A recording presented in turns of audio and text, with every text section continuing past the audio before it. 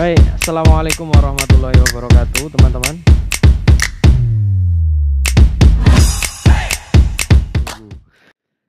Jadi hari ini tanggal 2 Februari 2021 kita mengadakan pertemuan kedua untuk perancangan Mold 1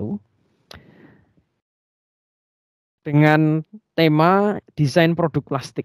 Wah, mungkin teman-teman sudah memiliki sedikit gambaran karena kemarin sudah saya instruksikan untuk membaca materinya gitu ya. Apa sih itu produk plastik? Nah, kita akan bahas itu secara rinci dan mudah-mudahan teman-teman menikmati. Jadi ilmu yang saya sampaikan insya Allah memberikan eh, manfaat untuk teman-teman gitu ya. Mari kita sama-sama berdoa dulu supaya ilmu yang saya berikan bermanfaat baik di kehidupan teman-teman maupun untuk kehidupan orang lain. Berdoa dipersilahkan. Selesai. Baik, kita lanjutkan. Ya, jadi desain produk plastik itu metodenya atau langkahnya itu cukup panjang. Wah, mungkin kalau teman-teman pernah melihat di tabel di gambar 2.1 itu ini merupakan sebuah proses untuk mendevelopment atau mengembangkan suatu produk. Mau bikin gantungan kunci aja prosesnya panjang gitu ya. Mau bikin apa nih? Botol minuman aja prosesnya panjang ternyata. Nah, dari gambar ini mungkin ada yang bisa menjelaskan sedikit? Ada yang berani mungkin? Sebelum saya bantu jelaskan. Ya Mas, izin membantu buat menjelaskan Mas. Wih, Reza nih. Ayo Res. Ya Mas, Ares. kemarin juga udah sempat baca sih Mas. Yang saya tangkap dari tabelnya itu di awal kan itu ada market analysis atau Oke, analisa pasar, di mana analisa ya, pasar ini berguna untuk membangun atau mengumpulkan data, di mana data itu bakalan diolah oleh tim pengolah data, itu tim assemble-nya, pengumpul oke. datanya. Terus setelah itu di sini bakalan ditentukan 3 hal, yaitu uh, perkembang perkembangan konsepnya itu seperti apa, terus untuk penjualan forecastingnya itu seperti apa, dan biayanya itu Oke, bagaimana. Setelah itu untuk oke. ketiga ini udah ditentukan, itu bakalan diajukan untuk approval atau persetujuan, di mana persetujuan ini untuk melihat di aduh ketutupan nih. Bentar Mas, ketutupan. Oh iya, nggak apa-apa. Nah, di bagian setelah dilakukan approval, apabila di approve, itu bakalan langsung masuk ke bagian desain, di mana desain itu Oke, desainnya itu uh, berguna, desain itu bakalan dilakukan berupa desain performa dan berupa desain performa analisis, terus juga ada prototype dan juga ada testingnya atau percobaan. Nah, desainnya itu oke. juga dibagi 3, ada desain for assembly, terus desain performa, dan desain manufakturnya. Nah, setelah itu Good. dilakukan pembuatan desainnya, itu bakalan diajukan kembali untuk approval. Nah, setelah dilakukan approval itu baru dilakukan perkembangan bisnisnya.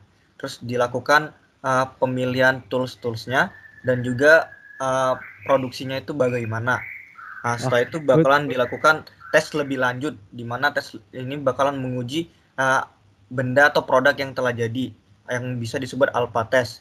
Terus juga diuji dan diuji kualitas seperti itu. Dan apabila Good. itu udah diuji dan udah terbentuk seperti itu, bakalan diajukan kembali, dan apabila di approve, itu bakalan dilakukan production production pilot, atau bisa dilakukan produksi lebih lanjut. Setelah itu bakalan dilakukan uh, tes yang terakhir, yaitu beta install dan tes seperti itu. Dan yang Good. terakhir itu bakalan diajukan approval kembali, dan produk bisa dilakukan launching atau dirilis ke konsumen atau ke masyarakat luas. Seperti itu, Mas. Very good. Wes. Terima kasih, Ares. Mungkin ada yang mau mengkoreksi? Overall sudah sangat lengkap ya penjelasannya. Jadi ini bisa langsung saya skip kali ya. Karena sudah cukup jelas tadi dijelaskan oleh Ares. Ya, oke, terima kasih Ares atas penjelasannya. Sangat bagus ya, sangat Iya, gamblang. Mas. Oke, tapi saya akan membantunya untuk menjelaskan lebih rinci lagi per segmen. Jadi benar kata Ares tadi. Jadi untuk proses desain produk plastik, saya akan menjelaskan di penjelasan vertikal yang paling kiri. Nah, mungkin kalau teman-teman melihat di sini nih. Nah, ini kan ada ini ya. Ini vertikal paling kiri nih. Ada product definition gitu ya. Terus kemudian ada product design, kemudian ada pengembangan ya atau development, kemudian ada scale up dan launch. Scale up itu apa sih? Kemudian launching itu apa sih? Nah, ini merupakan tahapan dalam proses pengembangan produk plastik. Jadi di tahap awal nanti kita akan tahu nih bahwa produk itu harus didefinisikan terlebih dahulu. Bagaimana mendefinisikan suatu produk yang notabene kita itu belum punya gambaran tentang produk tersebut. Nah, kita bisa memulainya itu dari analisa kebutuhan pasar. Misalnya nih, kalau kondisi pandemi seperti ini, kira-kira pasar yang lagi rame atau barang yang lagi rame itu apa sih? Kira-kira. Masker, Mas. Oke, Sanitizer. facial, masker. Berarti hand sanitizer, betul. Facial. Facial, ya kan? Nah, itu kan salah satu bentuk analisa kebutuhan pasar. Jadi, oh iya, facial Mbak Nani ya. Jadi, analisa kebutuhan pasar itu kita akan tahu trennya itu seperti apa. Mungkin itu kan saat ini gitu ya. Tapi kita tahu nggak misalnya 2 bulan, 3 bulan, atau bahkan 1 tahun ke depan itu kebutuhannya seperti apa. Nah, kalau misalnya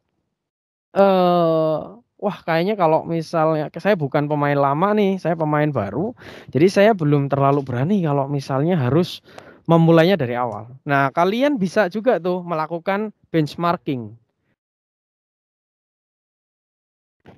Nah, benchmarking itu seperti apa? Contoh misalnya, oh dari PT X itu sudah memproduksi masker. Si maskernya itu bisa misalnya bisa transparan, contohnya gitu. Nah, kita bandingkan gitu ya antara produk yang sudah ada dengan produk yang kita miliki atau rencana produk yang akan kita buat. Itu artinya membandingkan dengan kompetitor. Kemudian bisa juga dari kita melihat spesifikasi produk yang tersedia. Nah, biasanya kan kalau kita beli sesuatu yang baru, kita kan pasti punya spesifikasi produk ya. Nah, dari spesifikasi produk itu kita juga bisa mendapatkan informasi untuk produk apa yang kita buat. Nah, terakhir adalah kalau kita buat produk ini kira-kira dapat untung enggak gitu ya. Jangan sampai marketnya bagus gitu. Tapi ternyata ini enggak layak jual. Kenapa? Oh, karena ada regulasi pemerintah yang nanti akan menggratiskan ini gitu misalnya. Ya, berarti kan kita nggak akan dapat potensi keuntungan gitu ya. Artinya karena sudah terlalu masif gitu ya produk yang akan dirilis gitu. Nah, jadi analisa pasar ini penting ya, balik lagi ujung-ujungnya ya pasti untuk mendapatkan keuntungan gitu ya dari si penjualan tersebut. Setelah kita memiliki target pasar kita, kemudian ada namanya tim assembly. Nah, tim assembly ini merupakan konsep desain dan pengembangan bisnis. Misalnya gini, saya punya model bisnisnya seperti ini. Saya pengen nanti skalanya itu berapa sih? Berapa? Misalnya gini, saya mau produksi ini berapa sih? Oh, kayaknya kalau kita lihat masyarakat Indonesia ada 2 juta. paling tidak misalnya ini saya jual di level menengah ke atas misalnya, atau di level menengah ke bawah pun masih bisa. Berarti saya bisa akan memperkirakan tuh ukuran dari si penjual itu. Berapa produksi yang saya buat gitu ya. Kemudian konsep lain adalah ukuran secara bentuk, secara benda kerjanya gitu ya. Terlalu besarkah, sedangkah, kecilkah gitu ya. Kemudian sifat dari material itu sendiri, propertiesnya. Jangan sampai misalnya oh ini untuk masker tapi materialnya menimbulkan bau. Nah, itu kan berarti kita mesti memilih properties, sifat, baik sifat material, sifat mekanis, sifat fisis dan sebagainya ya. Kemudian kita juga mengestimasi produknya. Misalnya kalau saya produksi sekian, kira-kira berapa sih waktunya, berapa sih biayanya gitu ya. Nah, setelah konsep desain dan pengembangan bisnis itu di dimusyawarahkan, kemudian ada 3 komponen yang mesti dipenuhi. Komponen pertama adalah konsep pengembangan, kemudian ada yang kedua adalah sales forecasting atau perkiraan untuk penjualan, dan yang terakhir jangan sampai nih ya, budget atau kita nggak punya budget sekian tapi kita pengen produksinya sekian. Jadinya nanti over budget. Nah, itu juga tidak bisa ya. Jadi harus beriringan 3 ini. Konsep development itu meliputi apa sih? Ya kalau teman-teman pengen membuat konsep suatu produk itu kan bisa dengan salah satunya sketsa. Kalau misalnya teman-teman buat WP itu ya, itu kan pakai sketsa. Tujuannya untuk apa sih? Kan untuk memberikan gambaran awal terhadap produk yang akan kita buat. Gitu ya. Terus kemudian ada mock-ups. Nah, mock-ups itu apa gitu ya? Mock-up itu jadi kalau berdasarkan referensi, jadi perbedaan mock-up dan prototype itu bisa dikatakan mock-up itu ya pra-prototype. Jadi, oh saya mau buat masker gitu ya. Saya buat dulu deh mock-up-nya, misalnya dalam bentuk pra. Jadi misalnya, oh ini yang ini skalanya untuk menutup mulut itu berapa sih? Oh cukup dengan 7 cm misalnya. Terus supaya tertutup dari hidung sampai ke dagu berapa senti sih? Oh saya buat sekian senti. Nah itu mock up ya. Artinya eh, sudah menyerupai produk tetapi masih awal banget gitu. Dan itu ukurannya pun belum tentu sama dengan produk yang akan kita rilis. Itu mock up.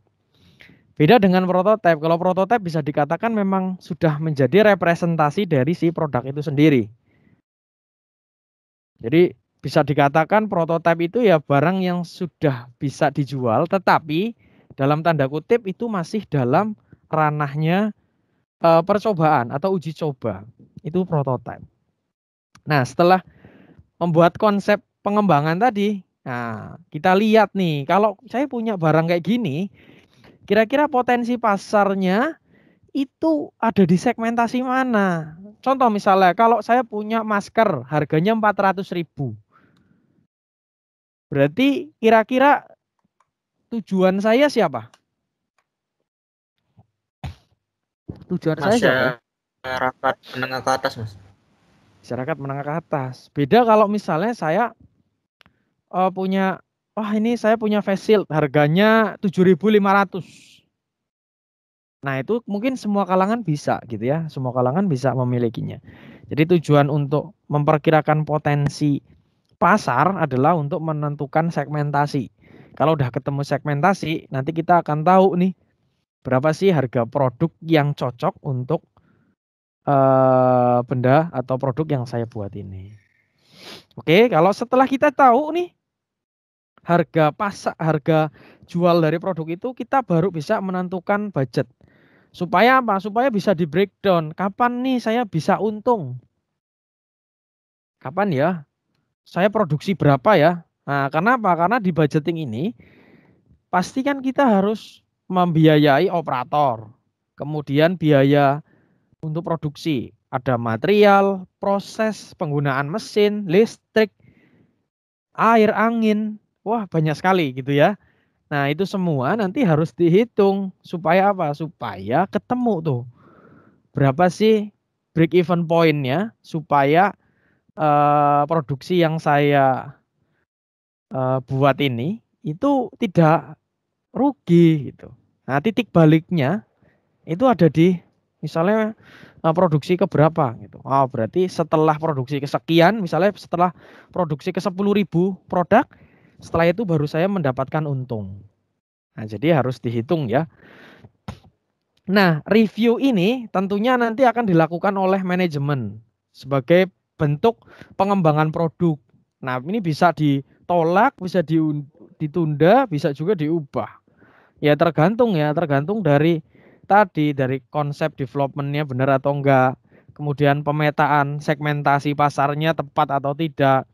Kemudian dari estimasi budget yang diperlukan dan yang akan diterima itu sebanding atau tidak gitu ya. Itu semua yang akan menentukan apakah produk yang kita usulkan itu atau produk yang akan dibuat itu diterima atau tidak. Ini memang tidak akan menjadi topik yang akan kita bahas secara spesifik, tapi paling tidak teman-teman tahu ya pada saat menentukan atau ingin menjual produk itu langkahnya bagaimana. Oke. Ini baru di segmentasi pertama yaitu mendefinisikan produk. Nah, setelah produk didefinisikan, paling tidak kita sekarang punya gambaran. Meskipun gambaran itu baru sebatas prototipe gitu ya. Baru sebatas gambaran umum gitu. Nah, langkah selanjutnya adalah proses desain dari produk itu sendiri. Desain komponen plastik ini mencakup pertimbangan estetika, struktur, thermal, manufaktur, dan lainnya. Estetika nanti berkaitan dengan apa? Nah, nanti dijelaskan di sini. Saya lanjutkan. Jadi setelah mendapatkan persetujuan dan budget yang teralokasikan, artinya sudah mendapatkan dana dari manajemen untuk melanjutkan proyeknya, kemudian dilanjut dengan detail desain ya yang meliputi kita mau pakai material apa nih? Material jenis apa? Oh, kalau mau transparan ya mungkin bisa gunakan PC gitu ya atau kaca misalnya atau akrilik misalnya. Ya, tergantung dari eh, desain for assembly dan desain manufaktur yang akan kita gunakan nanti. Jadi setelah mendapatkan persetujuan, kemudian mendefinisikan materialnya. Kemudian bentuk secara geometrisnya. Karena nggak mungkin ya kita melakukan proses, tetapi kita nggak tahu nih geometri dari produk yang akan kita buat seperti apa.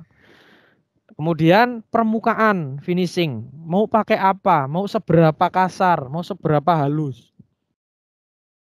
Atau seberapa glossy kah gitu ya.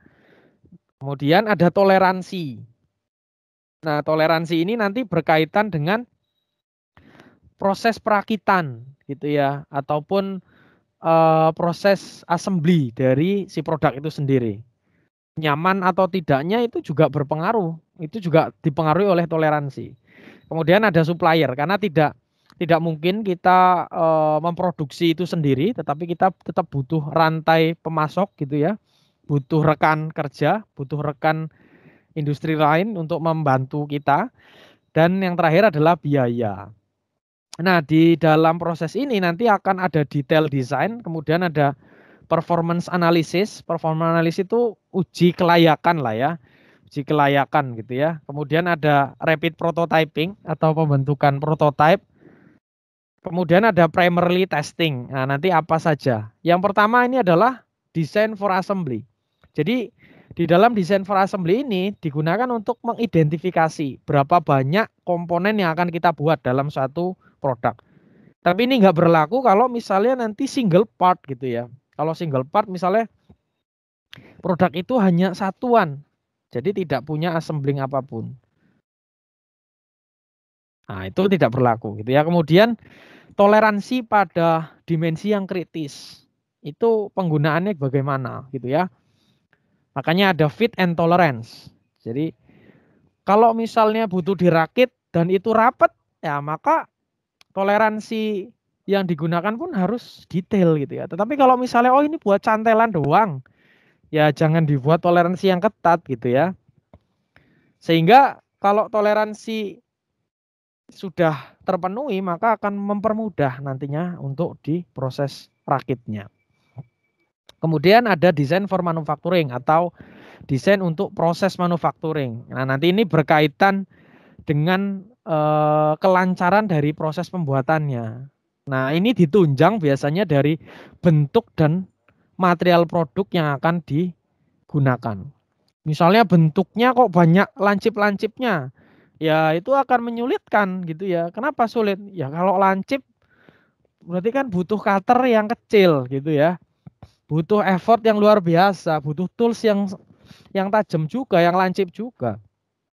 Terus misalnya kalau oh materialnya keras gitu ya, ya memang awet, tetapi manufakturingnya lumayan tuh. Jadi kalau misalnya produknya sedikit, pakai material yang sangat keras ya sayang ya.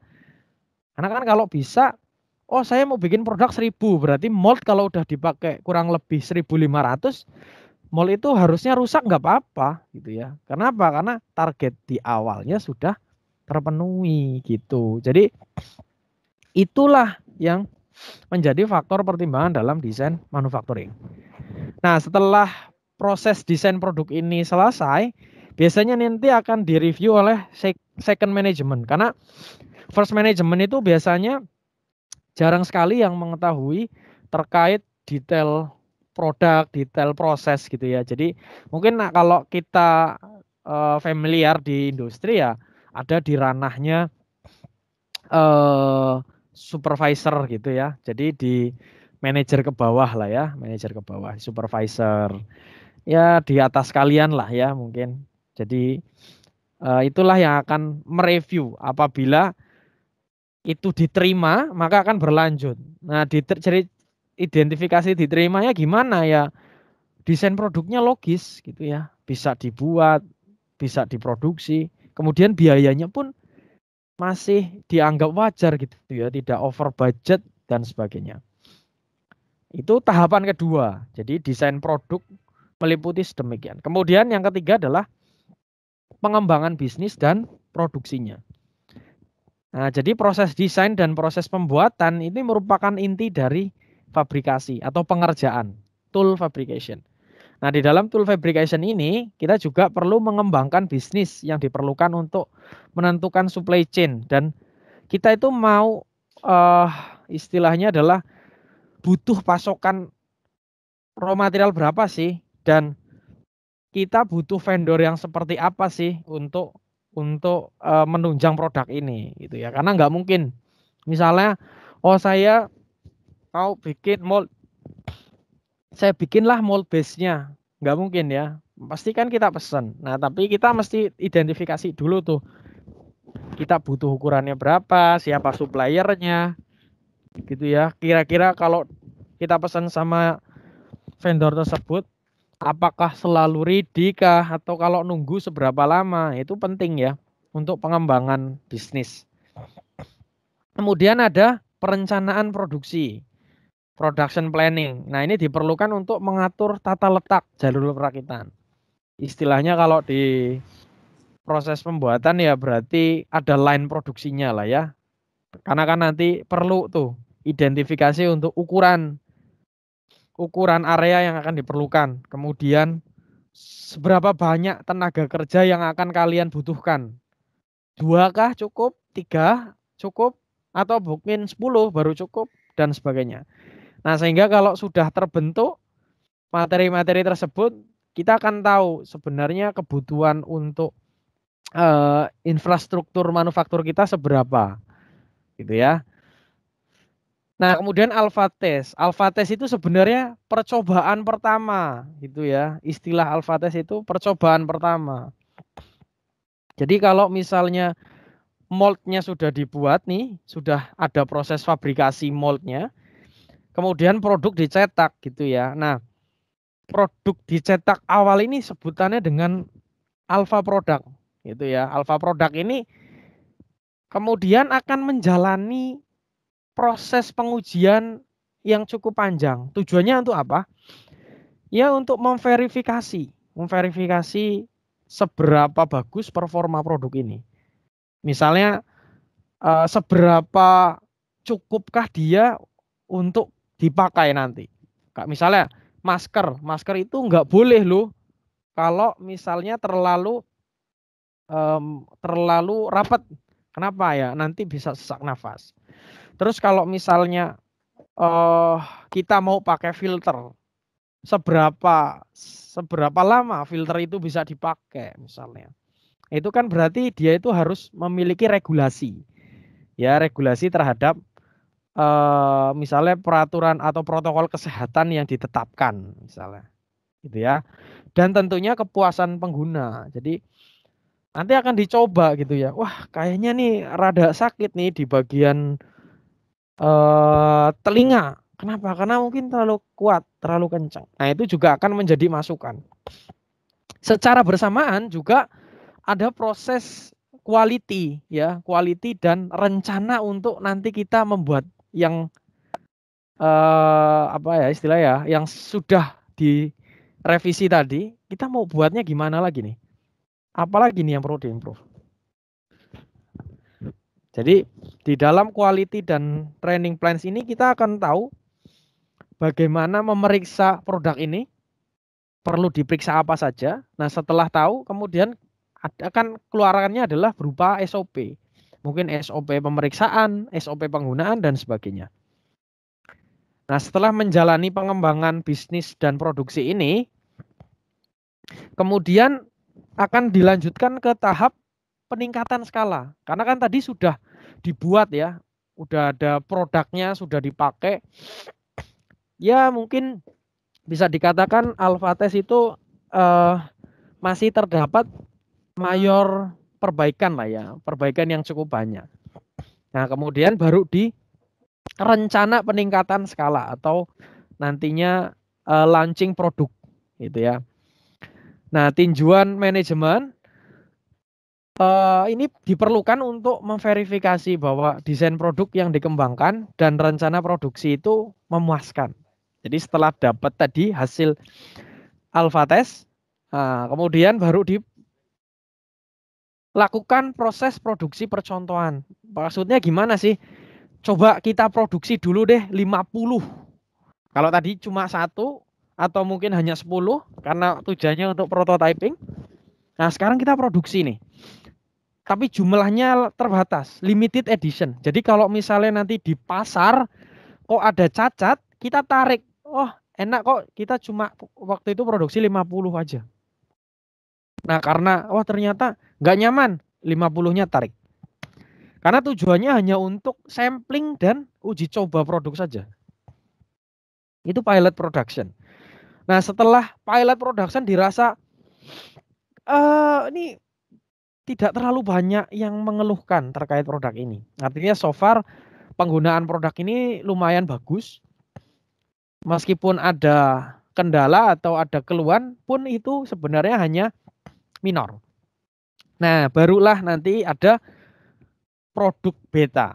Nah, produk beta ini merupakan produk yang nanti disebar gitu ya, disebar secara lumayan masif, namun dengan batasan tidak sebanyak yang nanti produk massal gitu ya. Karena biasanya produk beta ini digunakan oleh departemen-departemen tertentu. Untuk apa? Untuk ya bisa dikatakan uji coba lah ya, uji coba sampel. Oh, misalnya dipakai untuk tim marketing. Oh, ini marketing mau memasarkan produknya. Saya punya nih masker seperti ini, harganya sekian. Kita akan produksi sekian. Nah, ini contoh samplingnya Pak. Kalau misalnya mau dicoba dulu boleh. Nah, nanti kalau memang tertarik kita silakan dihubungi dan sebagainya. Nah, ini hanya digunakan biasanya untuk beberapa departemen saja ya, yang tujuannya adalah untuk mengetahui seberapa banyak nanti produk yang dipesan oleh pasar. Nah, setelah mendapatkan misalnya voice of customer atau repeat order yang cukup banyak gitu ya, dan produk sudah mulai diterima oleh pasar, kemudian baru diproduksi massal, diproduksi secara masif. Nah, kalau sudah produksi secara masif, terus kemudian izin juga sudah didapat, kemudian produk itu juga dinilai layak gitu ya oleh badan tertentu, kemudian produk itu baru bisa dirilis di khalayak umum, artinya dijual secara umum. Nah, itu merupakan serangkaian dari proses pengembangan produk sampai ke produk itu bisa dirilis atau bisa dijual. Mungkin ada pertanyaan dulu dari teman-teman dari apa yang saya jelaskan, silahkan.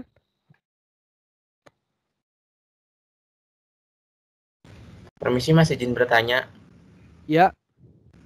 Ya, semuanya perkenalkan, nama saya Agung Hidayat. Izin bertanya Mas. Oke. Tadi kan di bagian definisi dan desain, bagian definisi sama bagian desain itu ada sama-sama ada prototype. Nah, kalau di prototype yang di definisi dia tuh di bagian konsep development. Nah, sedangkan untuk di desain sendiri dia ada prototipenya tuh ada bagian tersendiri Mas gitu, rapid prototyping. Nah, pertanyaan saya Mas, perbedaan antara prototype, prototype di konsep development tadi yang penjelasan dari konsep development sama rapid prototyping itu perbedaannya apa ya Mas? Itu sama-sama prototype di situ keterangannya. Terus di situ juga di bagian prototyping itu tadi dijelaskannya di konsep development itu dia itu kan setara sama budgeting. Apakah di prototyping di bagian konsep development tadi itu masuk ke dalam, apakah udah termasuk pendanaan dari budgeting atau belum Mas? Terus selanjutnya yang masih saya bingung itu kenapa dari sekian banyak keterangan bagian approval itu ada tanda tanyanya Mas? Masih ibaratnya keterangannya ada tanda tanyanya gitu. Apakah ada maksud tersendiri Mas dari keterangan tanda tanya itu Mas? Mungkin itu sih Mas pertanyaan saya. Ya, terima kasih Agung. Wes lumayan banyak ya. Sorry, saya rada terlewat nih. Yang dimaksud itu prototyping bagaimana ya? Yang di produk Ya, desain dan ini Mas, itu kan di produk desain sama di product definition. Product definition itu tadi dijelaskan di konsep development Mas. Yang slide-nya Mas Eko tadi. Iya. Ada prototype. Nah, perbedaan kan sama-sama prototype nih Mas. Iya. Perbedaan antara ketika di product definition sama product design itu perbedaannya seperti apa Mas gitu. Padahal sama-sama prototype. Oke, jadi kalau di produk definisi, prototype yang dimaksud itu lebih cenderung ke arah sketsa dan mock-up gitu ya. Jadi misalnya kan nggak mungkin ya kita menjelaskan ke manajemen. Artinya kan kalau product definition itu masih di levelnya top management lah ya. Artinya, kayaknya nih ke depan akan terjadi lonjakan untuk permintaan masker gitu ya. Nah, di situ kan pasti mengembangkan, merepresentasikan ide tersebut. Nah, ide tersebut itu kemudian kan harus direpresentasikan. Nah, representasi itu ya bisa disebut juga dengan mock up atau sketsa. Ya, kalau sudah mau mendekati berarti prototyping. Tetapi ini masih dalam prototyping tahap awal gitu ya, tahap definisi produk saja. Jadi belum sama sekali membentuk, artinya gini, belum sama sekali menentukan geometrinya, ukurannya, dan sebagainya. Belum. Nah, barulah di desain produk, karena nanti akan dibuat, kan otomatis harus didefinisikan ukuran, geometri, kemudian toleransi. Jadi bedanya apa? Bedanya kalau di awal masih dalam bentuk umum, artinya bentuk secara umum, belum dengan spesifikasi. Tapi kalau sudah masuk ke produk desain, nah itu sudah mulai didefinisikan berbagai ukuran yang diperlukan. Itu satu. Kemudian, apa maksud dari approval? Kenapa kok ada tanda tanya? Ya, jadi kalau di kaidah dalam kita menentukan suatu keputusan, apakah keputusan itu selalu mulus? Pertanyaannya belum tentu ya kan? Mas, iya. Belum tentu. Makanya bisa jadi konsep baru konsep aja sudah ditolak, itu bisa jadi. Berarti nggak melewati approval. Artinya dari approval itu kembali lagi kemana? Ke market analysis. Salah berarti kamu dalam mendefinisikan. Misalnya gini, saya punya konsep, saya mau bikin baju yang tahan api. Konsepnya mungkin bagus gitu ya, tetapi secara pasar, secara penjualan, siapa yang mau beli gitu ya? Dengan kondisi sekarang ini gitu. Berarti kan dia pasti ya kemungkinan besar lah ya, dia tidak akan disetujui. Kecuali kalau mungkin dia punya konsep, saya pengen bikin baju yang digunakan untuk APD, untuk penanganan COVID misalnya. Tapi baju tersebut tidak menimbulkan panas yang ekstrim daripada APD yang sudah ada. Misalnya seperti itu gitu. Nah, itu kan kemungkinan besar untuk disetujui mungkin. Makanya kenapa proses approval itu selalu punya dua keputusan. Ya lanjut atau tidak, akan kembali lagi kemana. Tapi bukan berarti, konsepmu nggak lanjut nih, dilupakan gitu. Bukan, tetapi akan diulang lagi. Nah, pertanyaan ngulangnya itu dari mana ya? Tergantung apa yang menjadi kendalanya. Kalau nggak disetujui, kenapa? Karena budgetnya kemahalan, berarti review lagi. Mungkin pendanaannya itu apa yang perlu direduksi. Jumlahnya misalnya. Ketebalannya misalnya. Kuantitinya misalnya. Kualitasnya misalnya. Jadi tergantung dari mana segmentasi yang menghambat untuk disetujui. Jadi kenapa kok approval itu selalu ada tanda tanya. Terus apa lagi, Gung? Udah sih Mas, cukup. Oke. Dua pertanyaan aja tadi Mas. Ya. Oke, terima kasih. Ya, sama-sama. Mungkin satu lagi sebelum saya lanjut. Permisi Mas, izin bertanya Mas. Ya. Baik, perkenalkan nama saya Lambang, izin bertanya. Dalam pembuatan prototipe itu Ya. apakah dimungkinkan Mas kita mendesain lebih dari satu produk? Dalam artian, semisal kalau sama-sama botol, namun ada beberapa model. Nah, kemudian kan tadi dijelaskan juga bahwasanya setelah tahap itu nanti akan ada tahap di mana kita meminta persetujuan ataupun approval. Nah, semisal kasusnya kita mengajukan lebih dari satu produk.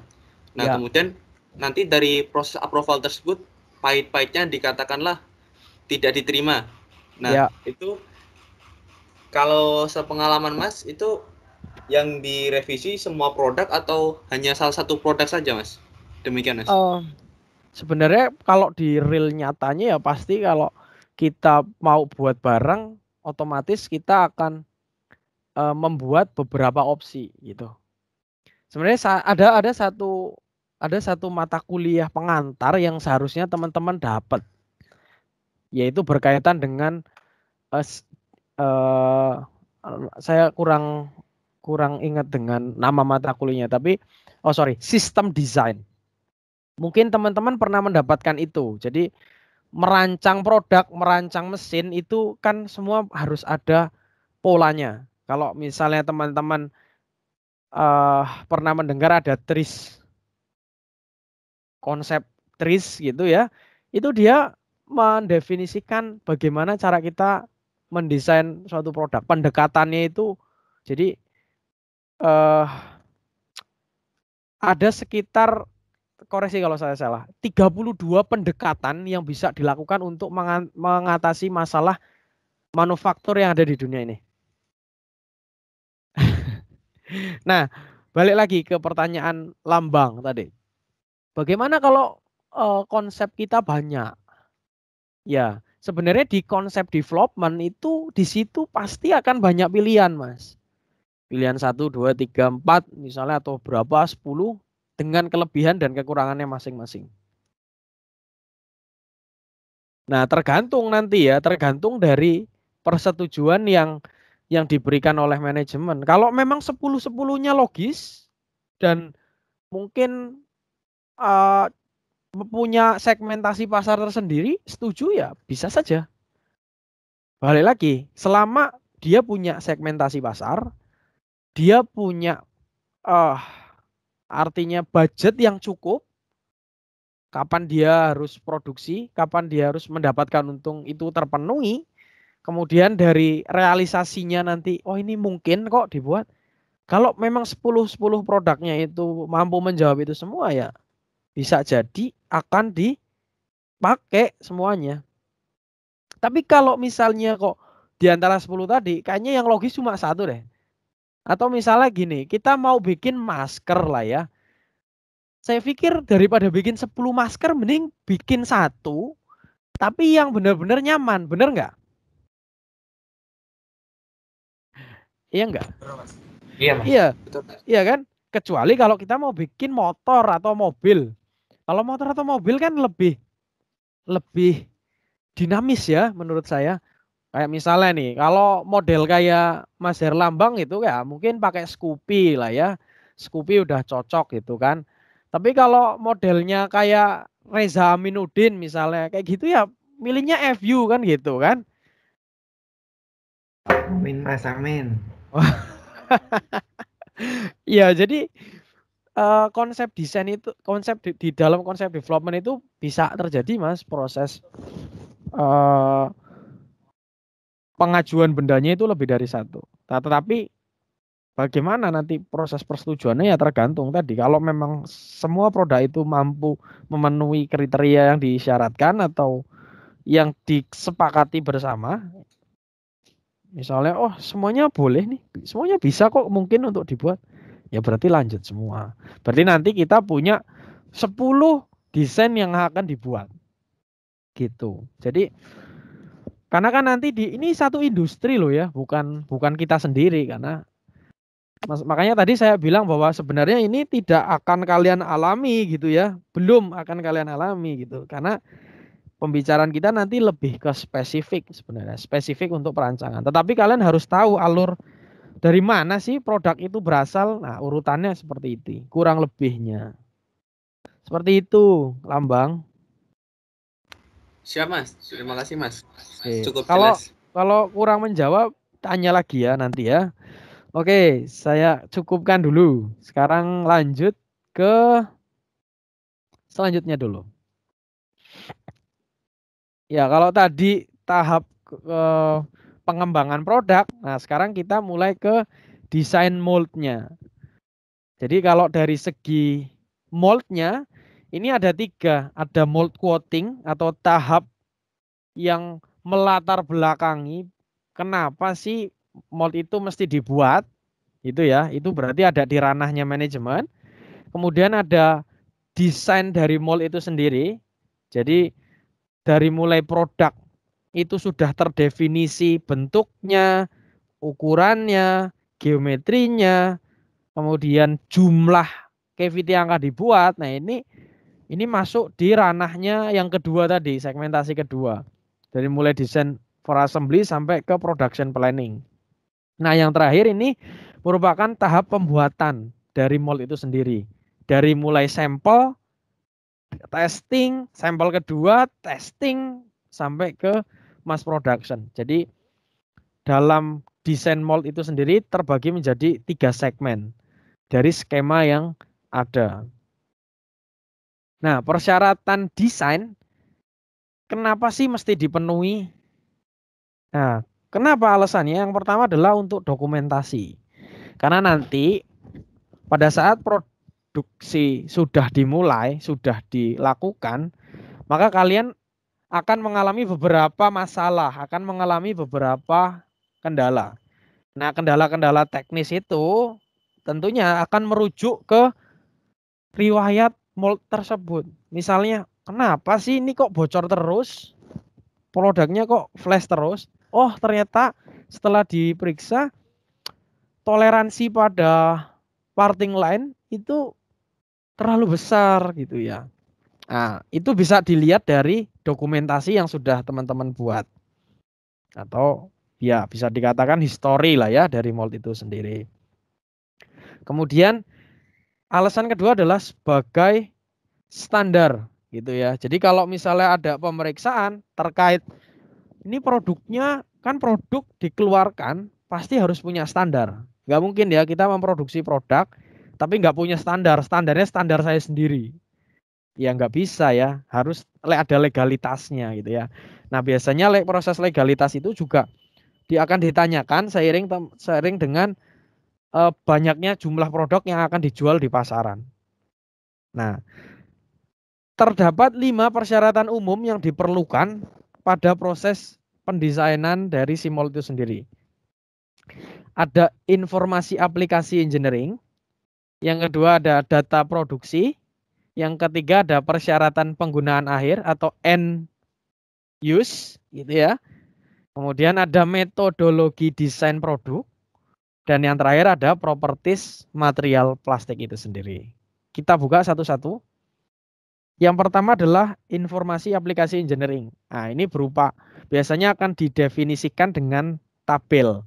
Nah, contoh nih, ada tabel 2.1. Nah, di 2.1 ini umumnya berisi informasi nama proyek dan jadwal yang akan dilalui dalam rangkaian pembuatan mold itu. Misalnya nih, project name, invisible masker misalnya. Wah, masker yang invisible gitu ya. Kemudian ada berapa part atau nomor projectnya itu nomor berapa. Kemudian ada terdiri dari berapa assembly mold ini.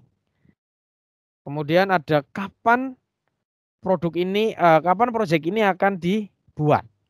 Kemudian berapa cavity yang diperlukan.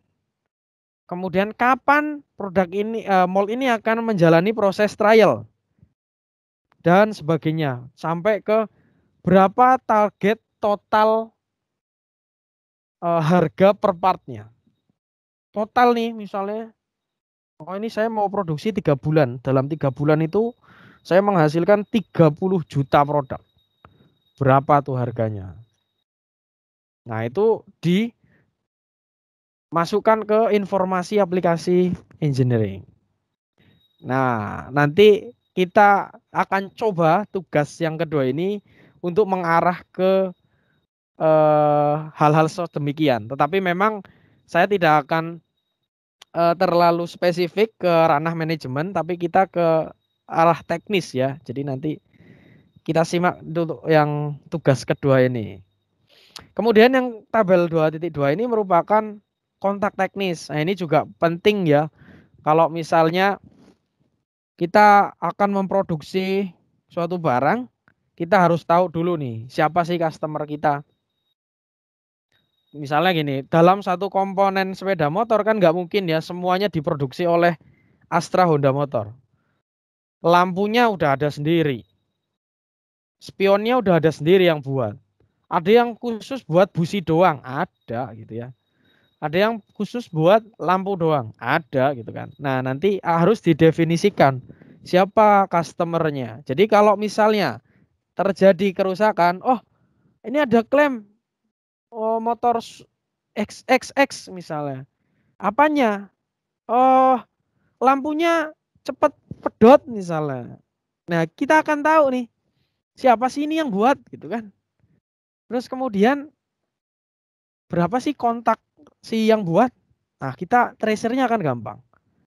Jadi tujuannya adalah untuk legalitas seperti itu. Kemudian ada data produksi. Nah, data produksi ini biasanya berisi tentang pemilihan layout. Ini udah teknis banget ya. Layout, misalnya kita mau pakai berapa cavity.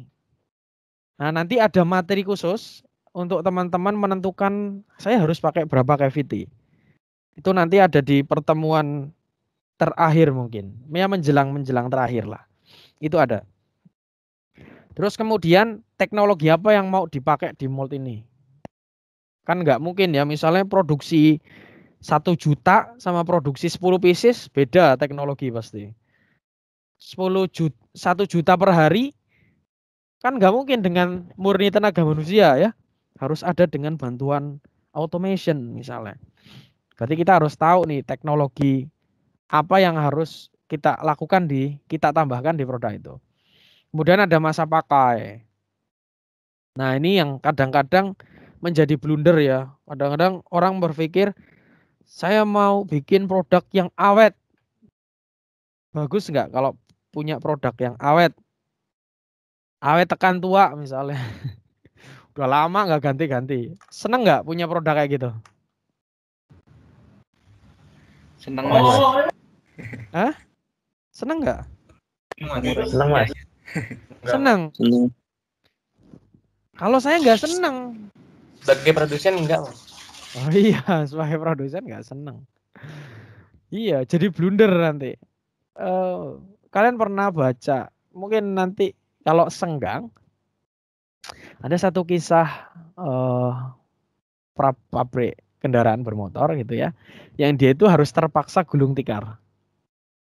Alasannya kenapa? Bukan karena produknya jelek, tetapi karena produk yang dihasilkan si perusahaan tersebut terlalu bagus. Sehingga karena over bagusnya sampai produk yang dia buat itu tidak pernah mengalami gangguan. Ataupun kalau ada gangguan itu minim sekali. Mungkin kalian sudah paham dengan cerita yang saya sampaikan ini. Nanti silakan dicari di YouTube, banyak sekali ya terkait pabrik tersebut atau manufaktur tersebut.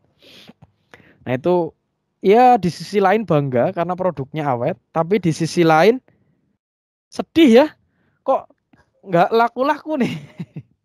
Oh ternyata terlalu awet. Nah gitu.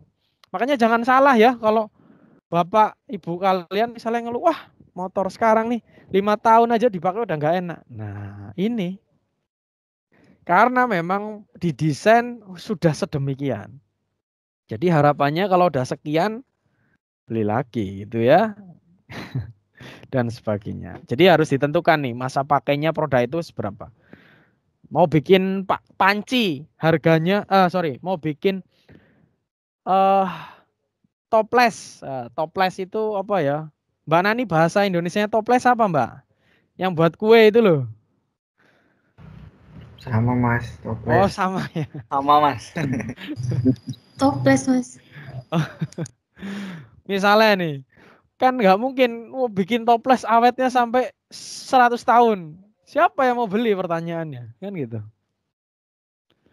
Ya kan? Wong ntar kalau harga makanannya 7.000, harga toplesnya 70.000. Jadi harga totalnya 77.000. Jadi bukan beli makanan tapi beli toples. Rugi kan? Nah, itu nanti akan mempengaruhi itu. Masa pakai akan berpengaruh terhadap itu. Kemudian jumlah produksi mau berapa? Jangan disamain ya.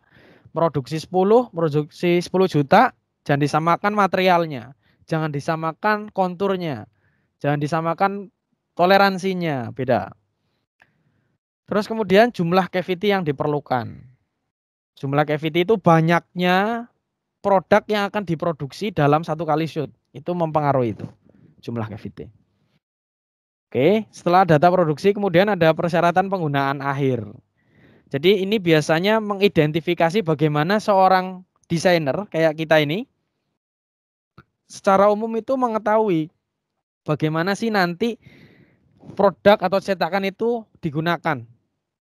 Misalnya gini, saya punya mangkok. Pernah ya saya cerita kalau teman-teman main ke tukang bakso itu, bakul bakso itu, ada mangkok yang bagus, mirip kaca, namanya nama bahannya itu biasanya melamin. Pernah ya saya cerita itu ya? Iya Mas, tapi nggak sampai dalam. Ah iya. Jelas, Mas. Wes, ada yang jelas, ada yang belum sampai dalam ya. Nah, kalian harus tahu nih, sebagai si pembuat mangkok tersebut, misalnya ya, sebagai si pembuat mangkok tersebut, harus tahu berapa sih maksimum temperatur yang boleh ditaruh di dalam mangkok itu. Iya kan? Kan nggak mungkin, misalnya mangkok kaca sama mangkok melamin. Wah, sama kok, sama-sama bisa buat naro. Bener. Tapi perhatikan yang terjadi ketika di suhu tertentu. Apakah bereaksi atau tidak? Kalau yang nggak bereaksi nggak masalah gitu ya. Kalau yang bereaksi pertanyaannya kan bahaya ya. Bisa menimbulkan efek yang mematikan untuk manusia. Nah, paling tidak dalam kalian mendesain suatu produk itu harus tahu dulu nih end use-nya. Pada saat di customer nanti penggunanya seperti apa. Nah, biasanya ini ditandai dengan apa? dengan standar yang harus kalian capai. Misalnya nih, kalau kalian mau bikin mangkok, berarti harus mengacu ke standar, misalnya standar ANSI atau standar JIS. Oh, mangkok buat makanan A itu biasanya ada di ranah suhu sekian sampai sekian. Berarti material yang diizinkan itu misalnya ABS atau PP atau ya intinya yang food grade lah, paling tidak harus yang food grade dulu. Nah, food grade-nya itu nanti mau pakai yang mana? Oh, mau yang versi murah. Berarti yang versi sekian. Oh, mau yang memang ini digunakan untuk premium, Tupperware misalnya. Ya, berarti pakai material yang premium. Nah, jadi pertanyaan-pertanyaan itu baru pertanyaan kecil ya dari banyak produk yang nanti akan kita buat. Jadi untuk mendefinisikan sendok makan misalnya itu udah ceritanya panjang banget ya ternyata. Nah, itu untuk persyaratan penggunaan akhir. Nah, bisa ada juga misalnya yang kita tanyakan adalah misalnya seberapa ukuran yang diperlukan. Sendok misalnya.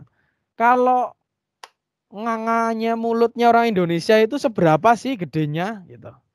Ada nggak lebih dari 10 cm? Ada nggak? Nggak ada, Mas. Nggak ada. Ya, berarti kan harus tahu ukurannya. Harus tahu tuh. Oh, misalnya sendok itu panjangnya berapa? Berarti dari bibir ke tenggorokan paling belakang ambil berapa persen? Beda kan? Makanya kalau saya pernah ya makan di restoran, ya kalau teman-teman jalan-jalan lah ke MAG ya. Jangan sekarang tapi ya, besok ya. Atau kalau yang udah pernah jalan mungkin kalau makanan-makanan yang luar negeri coba perhatikan sendok, garpu atau apanya ya, sponsnya gitu. Beda nggak sih? Beda, Mas. nggak? Beda, Mas. Pernah tanya nggak? Kenapa beda? Nggak pernah, Mas. Nggak pernah ya. Soalnya pas ke sana sendirian. Coba kalau ke sananya sama Nani, Aduh. pasti jadi bahan obrolan itu. Udah terlanjur lapar, Mas. Wah, jangan mainnya di warung seberang. Kalau warung seberang ya ukurannya standar nasional Indonesia mesti. Kalau makannya soto Betawi pakai sendoknya sendok luar ya nggak mungkin ya toh. Ya itu pengalaman lah ya, itu buat referensi aja. Jadi kenapa kok ukuran itu penting? Karena itu bentuk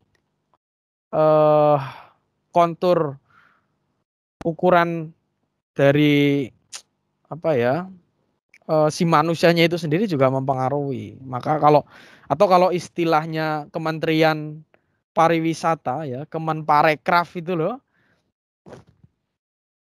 cara dia untuk memperkenalkan negaranya itu kan gampang ya. Kayak apa? Salah satunya kan dengan banyakin aja restoran yang menjadi ciri khas negara itu. Wah, misalnya yang menurut saya paling keren itu Thailand ya. Thailand itu luar biasa loh buat brandingnya, dia memperkenalkan negaranya. Hampir semua rata-rata makanan Thailand itu pasti ada nama Thai-nya, benar nggak? Bener, Mas. Iya kan? Iya, Mas. Main sono ke restoran atau ke tempat minum yang pinggir jalan lah ya kan. Tahiti, Mas. Ya kan? Si gambarnya gajah ada tulisan Thai-nya pasti. Itu bukan jorok ya, tapi itu menciri khaskan negara itu. Dan itu mereka lakukan jauh loh sebelum kita memikirkan itu. Mulai dari ketika kita masuk restoran itu, aromanya, suasananya, jadi kayak seakan-akan memang itu mencerminkan negaranya dia. Jadi kalau dia merasa nyaman, tertarik, dia akan, aku pengen deh ke sana gitu. Itu ya. Nah, itu baru contoh aja. Kemudian ada estetika produk. Estetika penting nggak? Penting, Mas. Penting. Wah, penting ya. Kadang-kadang orang Indonesia itu keren ya. Jadi kalau Penting, Mas. ditanya, iya, kalau ditanya, coba deh kalian jujur nih, jujur ya, jujur. Kalian kalau mau beli baju, itu yang pertama kali dilihat apa? Visual, Mas. Oh kan, Modelnya, Mas. Model. tuh, bener Modelnya, nggak? Mas. Estetik nggak? Estetik nggak? Iya, Mas. Iya, Mas. Iya, estetik kan? Pasti estetik dulu. Sebelum kita melihat hal-hal yang lain ya, yang bikin kita akhirnya berubah pikiran. Nah, karena ujung-ujungnya sebagus apapun modelnya, sebagus apapun kualitas bahannya, kalau harganya tidak bersahabat, maka kita akan cancel kan gitu, ya enggak? Iya, Mas. Iya betul, Mas. Tapi balik lagi, Bener, Mas. nilai estetika itu punya peranan penting. Nah, efek psikologis itu punya nilai penting. Contoh misalnya, kalau kalau Joshua lagi galau itu sukanya ngapain, Jo? Halo. Wah, ini kemana nih Joshua nih? Joshua Panjaitan masih di luar ya? Terputus. Oh, terputus Apa ya. terputus? Lagi di rumah sakit soalnya, Mas. Oke, ya yang sering ngerasa sakit hati siapa di kelas ini? Siapa? Adit, Mas. Adit, Oh, Mas. Adit. Mas. Hah? Adit, ya? Mas. Adit. Adit, Mas. Dit, kalau lagi galau itu pengen suasananya gimana, Dit? Biar tenang gitu, biar tenang gitu.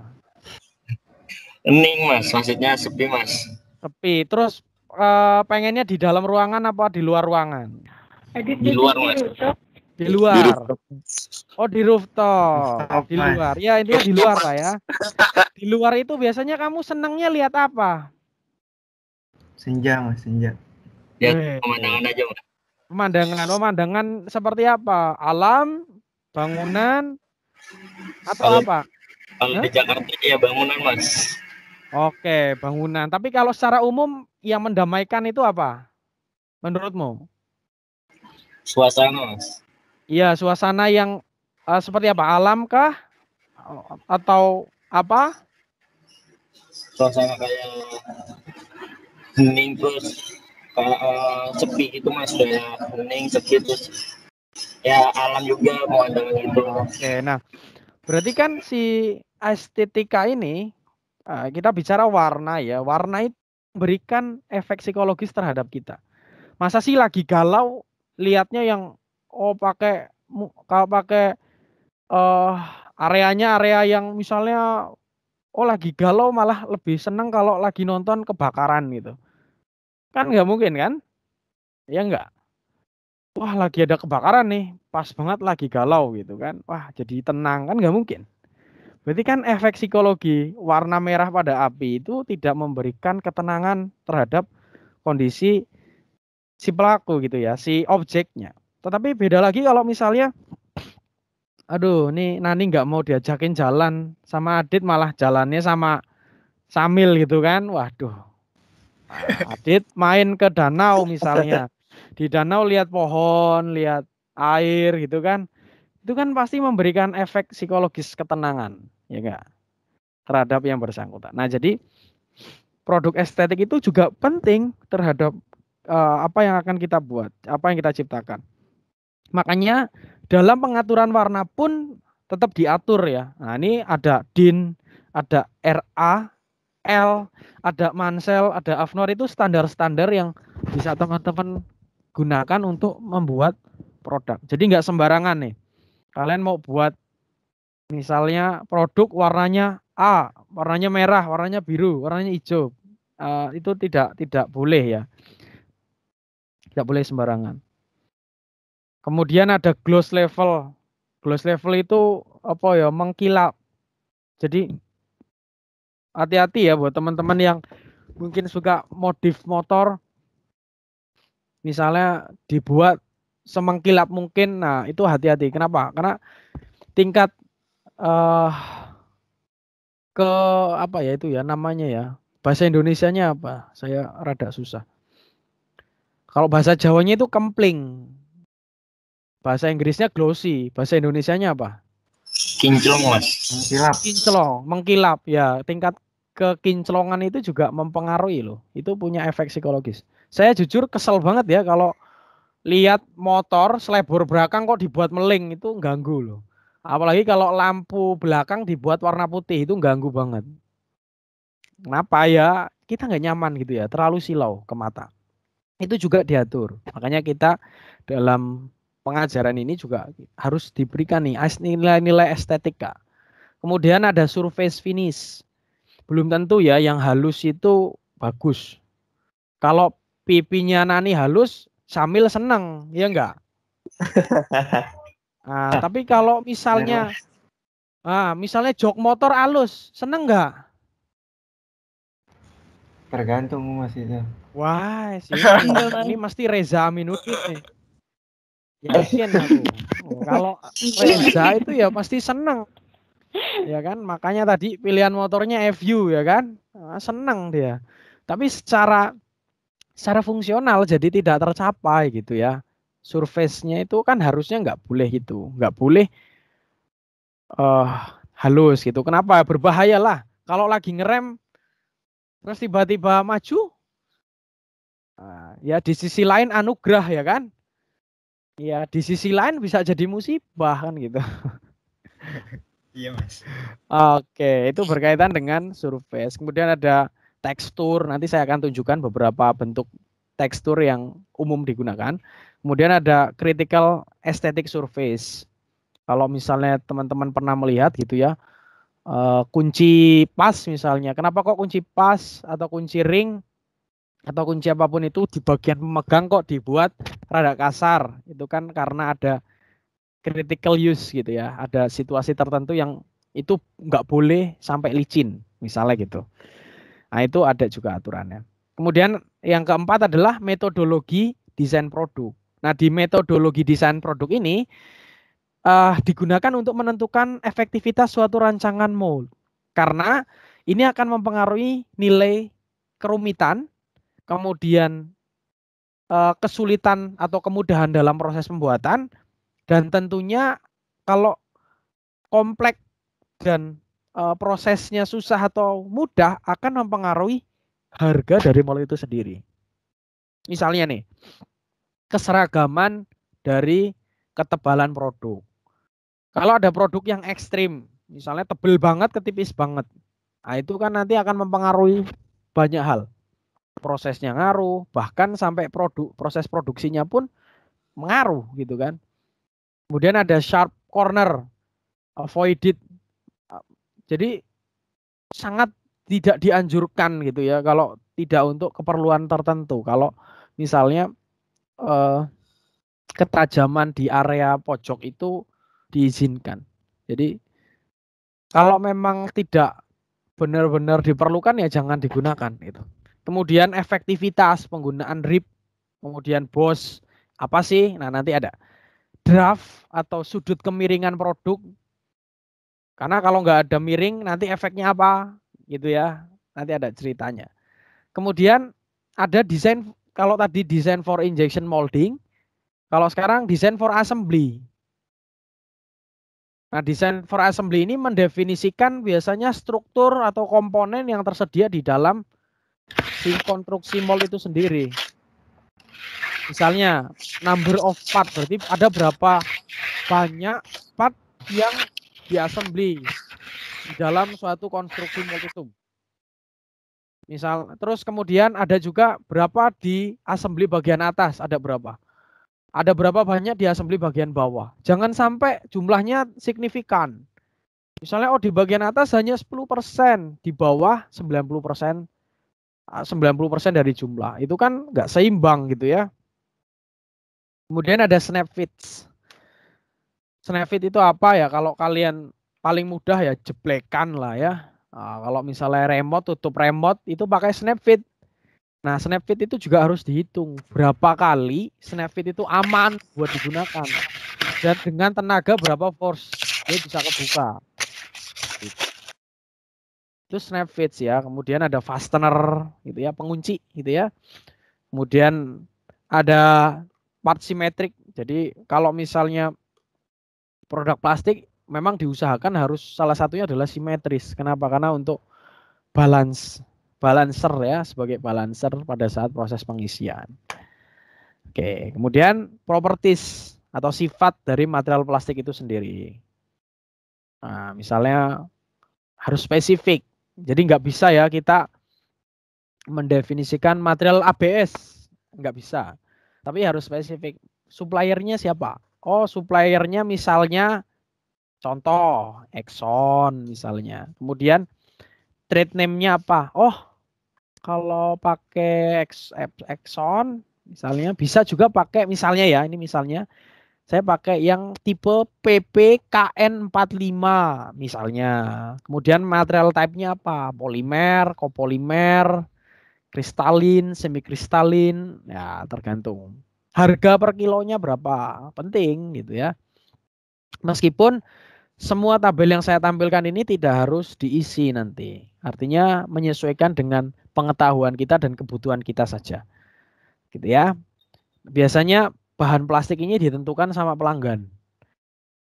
Nah, bukan si perancangnya gitu ya. Namun perancang juga perlu mengetahui sifat-sifat khusus dari plastik yang diminta.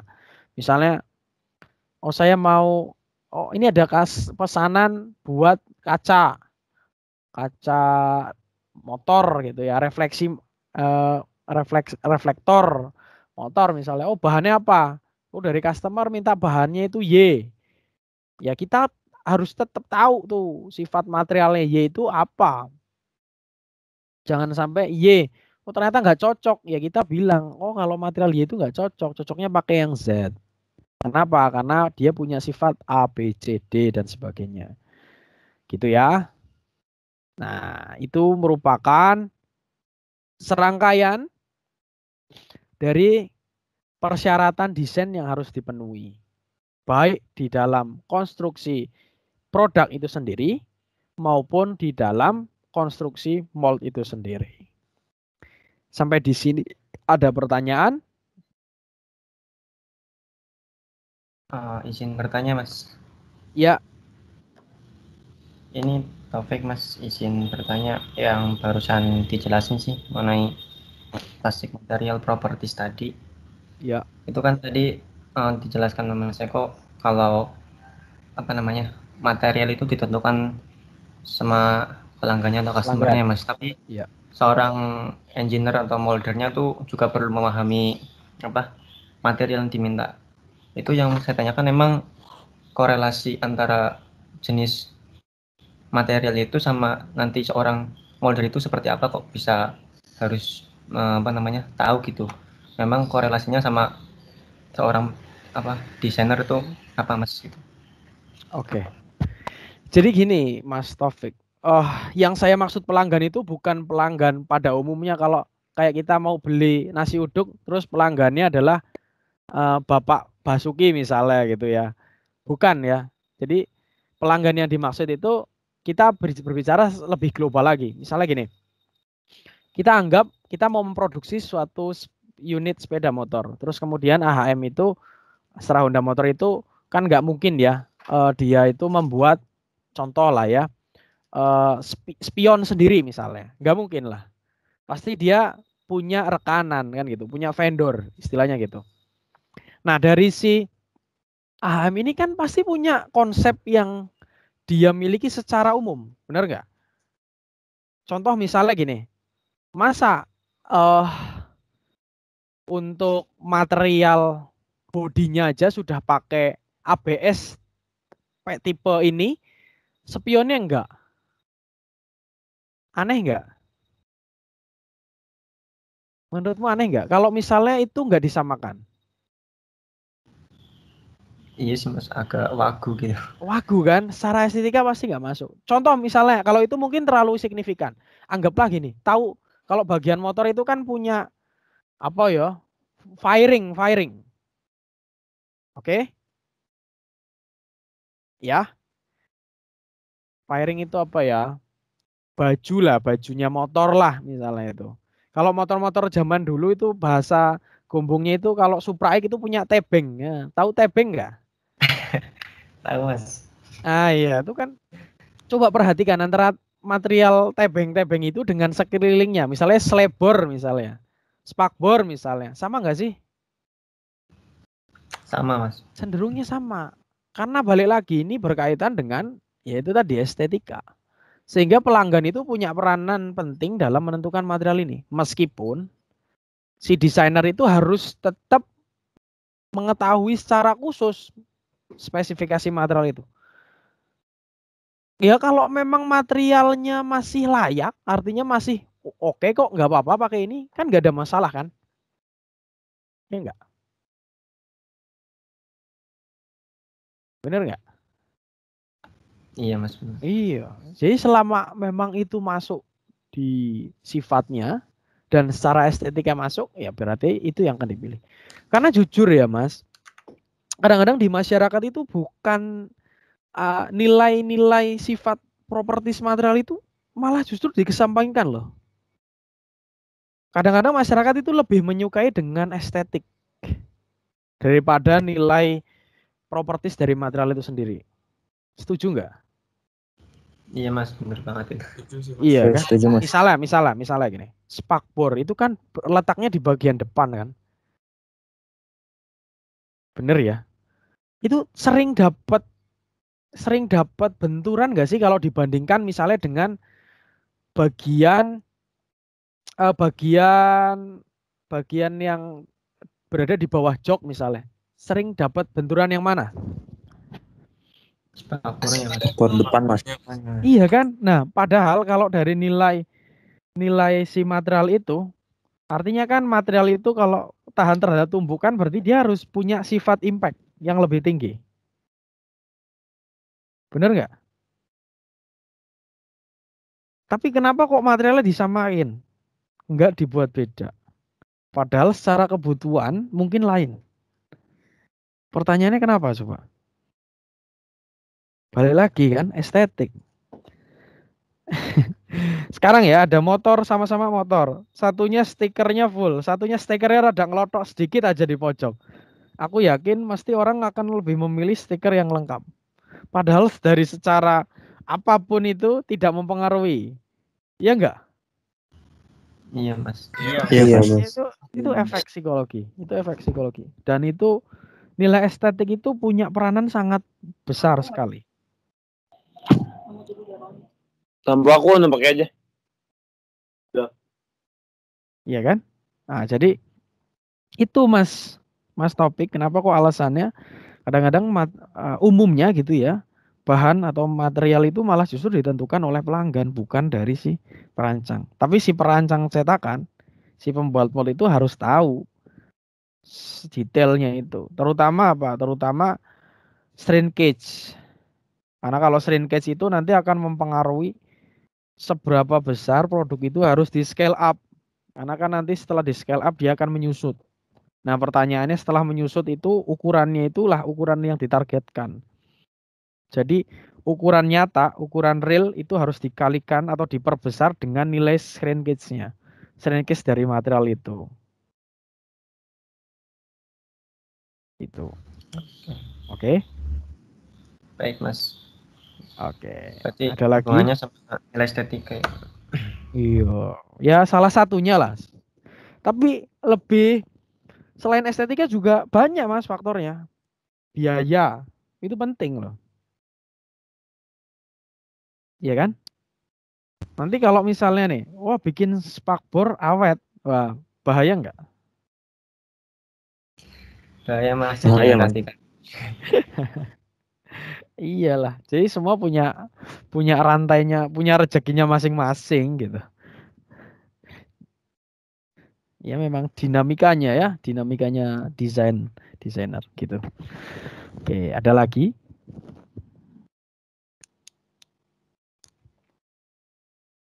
Cukup dulu ya. Nah, ini sudah mulai masuk ke desain apa untuk mold. Nah, tapi di desain untuk mold ini lebih aplikatif. Jadi ini masuk ke materi selanjutnya. Mungkin kita break dulu ya, teman-teman. Berapa menit? Mau break berapa menit kira-kira? Mungkin 10 menit bisa, Mas. 10 menit? Bisa, Cukup? Mas. Iya Mas. Oke, kita break 10 menit. Setelah itu kita lanjutkan untuk materi desain untuk mold. Oke. Terima kasih. Kita break dulu 10 menit.